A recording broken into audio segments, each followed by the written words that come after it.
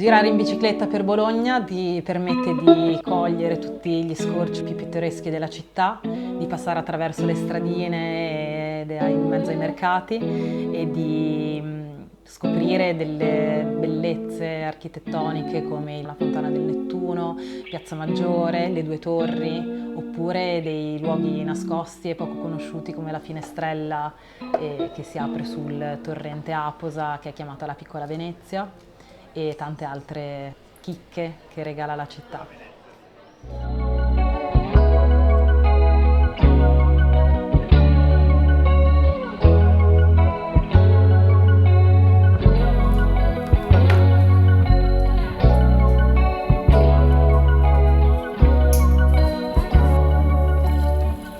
Mi chiamo Veronica e sono nata a Bologna l'8 marzo del 1988, sono nata in centro storico sotto ad uno dei portici più antichi della città e ho vissuto a Bologna fino ai 18 anni e poi sono scappata.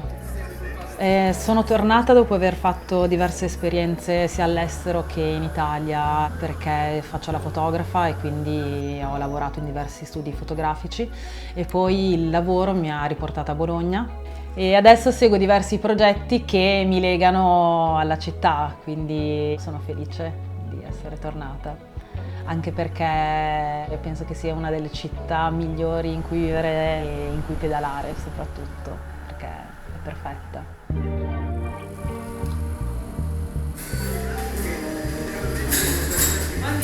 Buongiorno, avanti ciclisti! Andiamo a San Luca! Molto bene, scatenatevi allora! Bologna è una città che dà tradizione col fatto che c'è l'università più antica del mondo e quindi ha sempre accolto tantissimi studenti. È una città molto aperta, ti coccola, ti prende un po' come fosse una mamma e infatti i bolognesi hanno questo spirito molto gioviale, molto allegro, sono sempre presi bene, chiacchierano con chiunque e sono molto generosi e quindi a Bologna ci si sente a casa.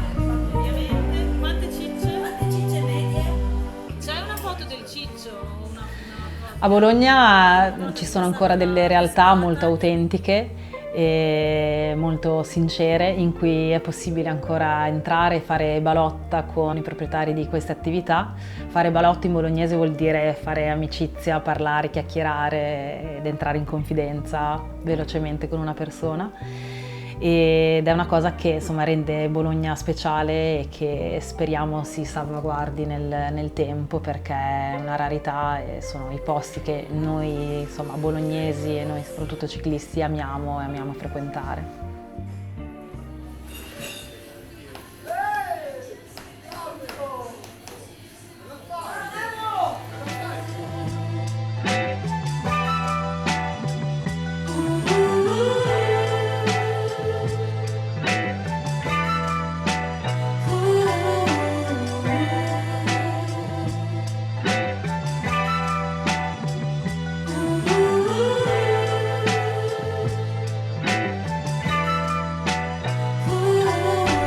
Poi Bologna è legata anche ad una classica che è il Giro dell'Emilia, che è un giro che fanno tutti gli anni, bellissimo, che finisce con 4 volte il circuito di San Luca e quest'anno il Tour de France ripercorrerà lo stesso circuito e lo farà 2 volte.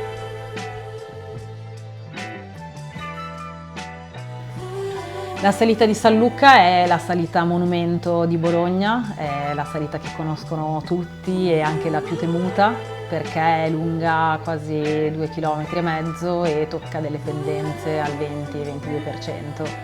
È una salita spettacolare, bellissima perché è accompagnata da questo porticato che presenta 666 archi e che è patrimonio dell'UNESCO. Arrivare in cima a San Luca è sempre emozionante perché vedere la chiesa sulla sinistra e tutto il panorama su Bologna e sui colli è qualcosa di incredibile.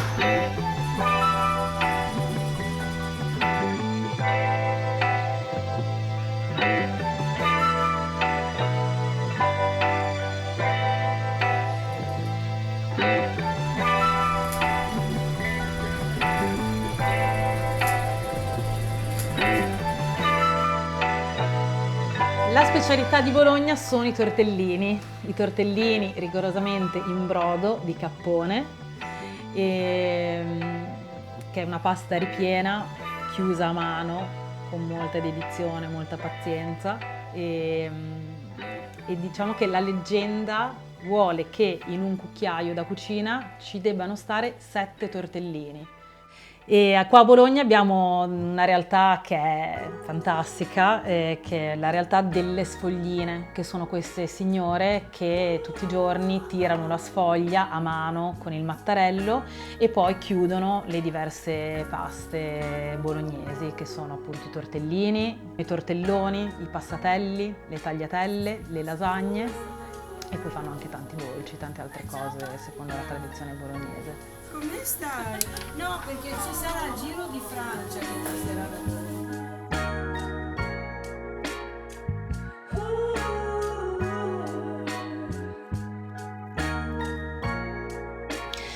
Bologna è una città in cui c'è molto folklore, infatti utilizziamo tante parole in slang come avevo detto prima balotta e biga. Biga è il modo in cui chiamiamo la bicicletta ed è per questo che ho deciso di chiamare il mio progetto come ciclista Cara Biga.